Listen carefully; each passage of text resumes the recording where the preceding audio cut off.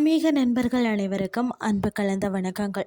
இன்றைக்கு நாங்கள் ஆன்மீகம் சம்மந்தமான பதிவில் பார்த்தீங்கன்னா, சித்தர்கள் பூமியான பழனியின் ஆச்சரியமற்றது அதிசயத்தை பற்றி பார்க்கலாமா வாங்க. அப்படிப்பட்ட அற்புத சிலையை பிரதிஷ்டை செய்ததோடு மட்டுமல்லாமல் அதை செயல்பட வைக்க ஒரு குரு பெருமான் தன ஜீவ மற்றும் ஆத்ம சக்தியை அதற்குள்ள பிரதிஷ்டை செய்தாராம். ஒரு நாள் 2 நாள் அல்ல, 200 வருடங்கள் அந்த மாபெரும் தவத்தை செய்து நிறைவேற்றினாராம்.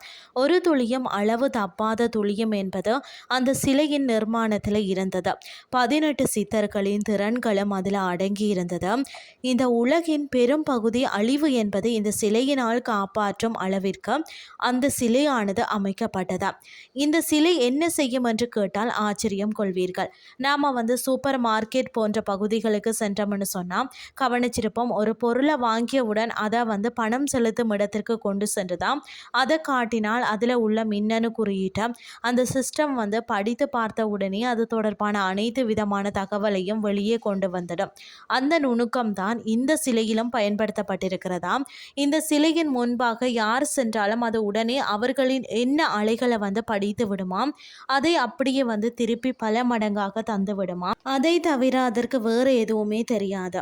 நாம் அந்த சிலையின் முன்பாக சென்று கடந்து விட்டு அந்த நொடியே நாம் மாறி இருப்போம். அந்த மாற்றத்தை மட்டும் நாம் புரிந்திருக்கவே மாட்டோம்.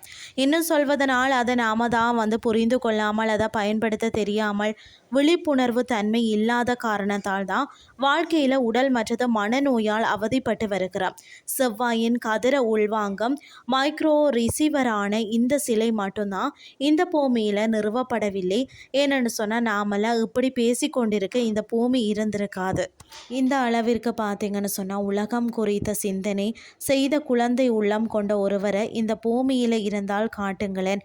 உலகமெங்கும் தன்னுடைய ஆன்மீக ஆய்வுகள் அனைத்திலும் வெற்றி கண்ட நம் போகர் பெருமான் மக்களுக்கு ஏதாவது செய்ய வேண்டும் என்று எண்ணிதான் பூமி மற்றது ரத்தம் சம்பந்தப்பட்ட கிரகமான செவ்வாயின் கதிர்வீச்சு இந்த பூமிக்கு சீராக கிடைத்ததால் இந்த பூமிக்கு சுபீட்சம் கிடைக்கும் என்று எண்ணினாராம் என்றும் அதன் விளைவாகத்தான் பார்த்தீங்கன்னா தண்டாயுதபாணி சிலை நிர்மாணம் என்றும் சொன்னோம். ஏனெனில் இந்த பூமியில் நடக்கும் இயற்கை மாற்றங்கள், போர் மற்றது உடல் ஆரோக்கியம் என்பது செவ்வாயின் கதிர்வீச்சை பொறுத்தே தான் அமைகிறது. ஏனென்று சொன்னால் செவ்வாய் தான் அதற்கு அதிகாரி போல.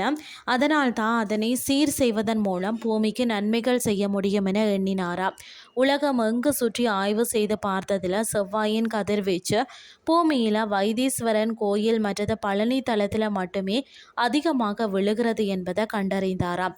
இந்த 2 தளத்திலேயுமே பழனி மலையின் மேல் பகுதியில் சுமார் 95% மேலாக விழுவதை கண்டுணர்ந்தார். அதற்கு பிறகுதான் அனைத்து சித்த பெருமக்கள் கூட்டி செவ்வாயின் கதிர்வீச்சை செம்மைப்படுத்த என்ன செய்யலாம் என ஆலோசனை செய்தாராம். அந்த ஆராய்ச்சியின் முடிவில் தான் இந்த யோசனை அவர்களுக்கு உதித்ததாம்.